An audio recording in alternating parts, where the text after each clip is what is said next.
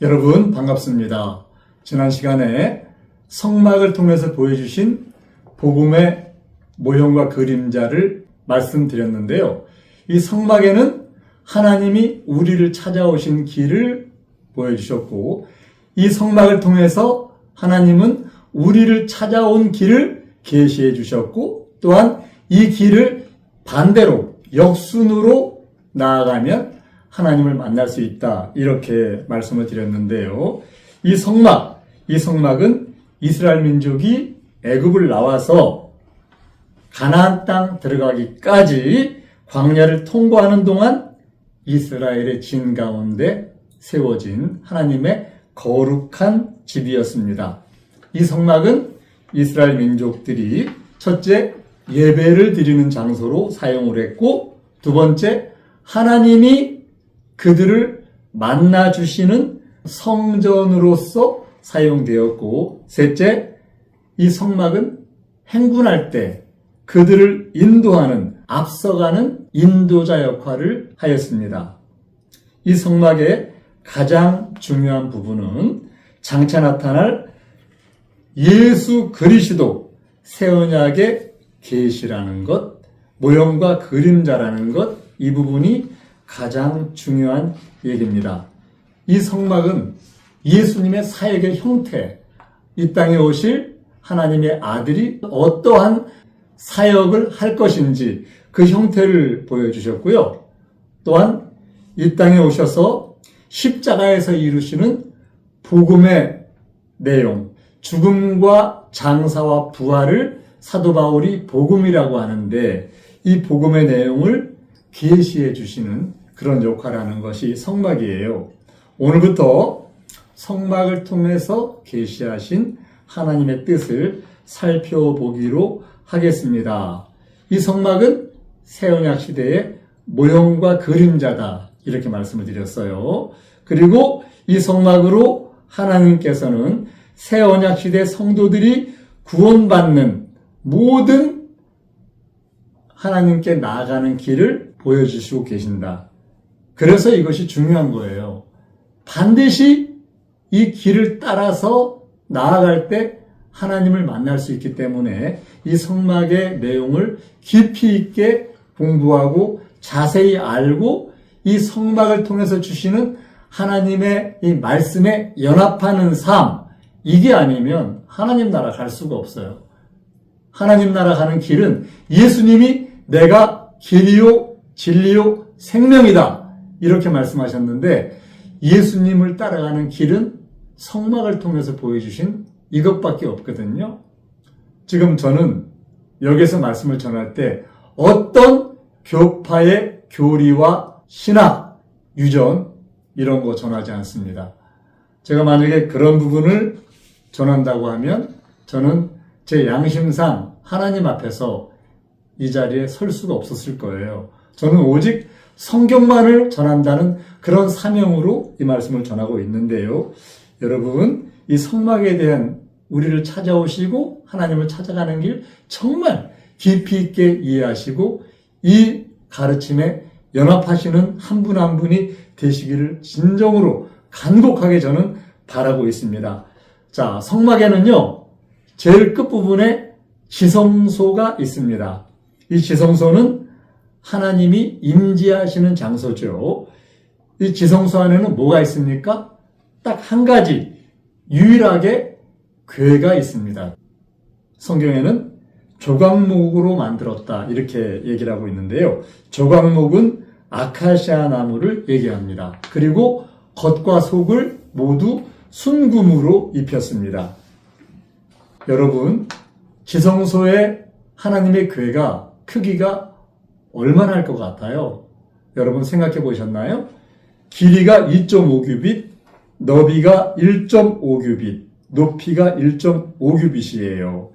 그러니까 한 규빗이 약 45cm 정도가 되거든요. 이거 환산을 하면 길이가 2.5규빗 곱하기 45cm, 그러면 112.5cm예요. 크지 않아요. 1m 조금 넘어요. 너비가 1.5규빗이면 68cm 정도가 돼요. 그리고 높이도 1.5규빗이니까 68cm 정도가 됩니다. 성막의 법궤는 길이가 113cm, 그리고 너비가 68cm, 높이가 68cm, 이렇게 생긴 직사각형의 상자예요. 그런데 이 궤에는 명칭이 여러 개가 있는데요. 여러분, 법궤라는 얘기 많이 들어보셨을 거예요. 이 궤의 명칭이 주로 4가지 정도가 있는데, 법궤, 언약궤, 증거궤, 하나님의 궤, 이런 식으로 불려요. 법궤라고 하는 이유는 10계명이 들어가 있거든요. 이 의미는 하나님의 말씀은 법이라는 그런 의미를 가지고 있어요. 또한 언약궤라고 하는데 그 의미는 하나님이 이스라엘 민족들에게 주신 말씀하신 그 언약을 보관한 궤다. 그래서 말로 한 약속을 보관한 궤, 그래서 언약궤라고 합니다. 증거궤라는 말이 나오는데요. 그 의미는 이 10계명, 이 돌판을 증거판이라고 얘기를 하잖아요. 그래서 돌판을 보관하는 궤라 그래서 하나님이 말씀하신, 하나님이 증거하신 그런 궤를 보관하는 그런 궤라고 해서 증거궤 이렇게 얘기를 해요. 그리고 이 궤는 하나님의 임재를 상징하는 하나님의 궤 이렇게 얘기를 하죠. 그런데 이 법궤의 위치는요, 성막의 가장 안쪽 지성소에 있죠. 지성소에는 오직 법궤만이 있는데 하나님은 자신의 말씀, 자신의 증거, 자신의 언약을 둔 이 법궤 위에 임재하세요. 법궤 뚜껑에는요, 법궤 뚜껑에는 두 그룹의 천사의 형상이 있는데 이곳을 우리가 시은좌, 속죄소 이렇게 얘기를 해요.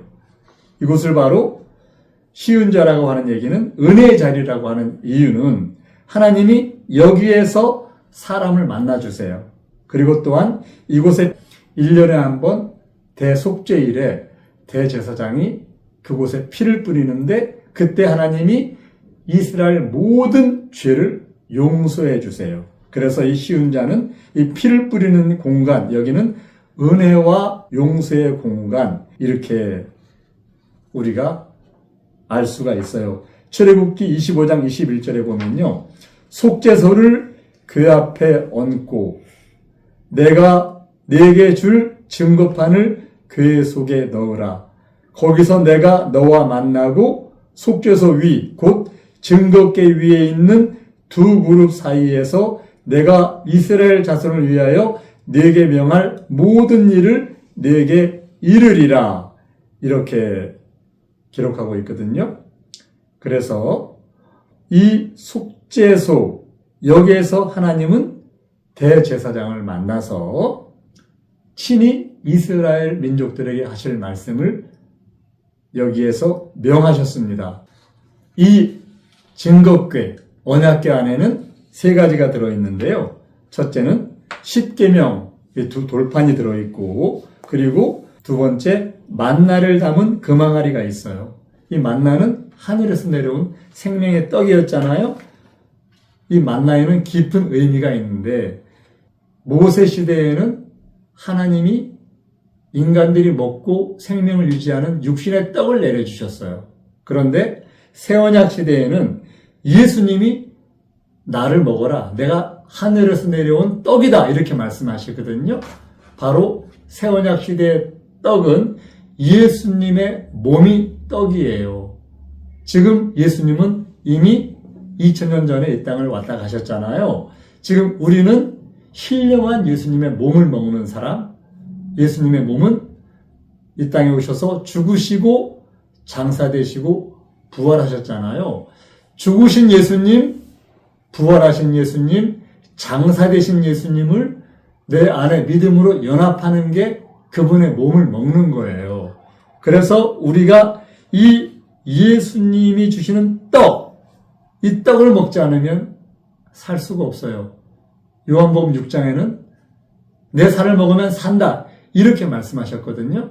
그리고 예수님이 이 땅에서 잡히시기 전날 밤 살과 피를 주신 것 잘 알고 계시죠? 바로 그렇게 중요한 의미가 이 법궤 안에 있습니다. 그리고 세 번째, 아론의 쌍난 지팡이가 있는데요.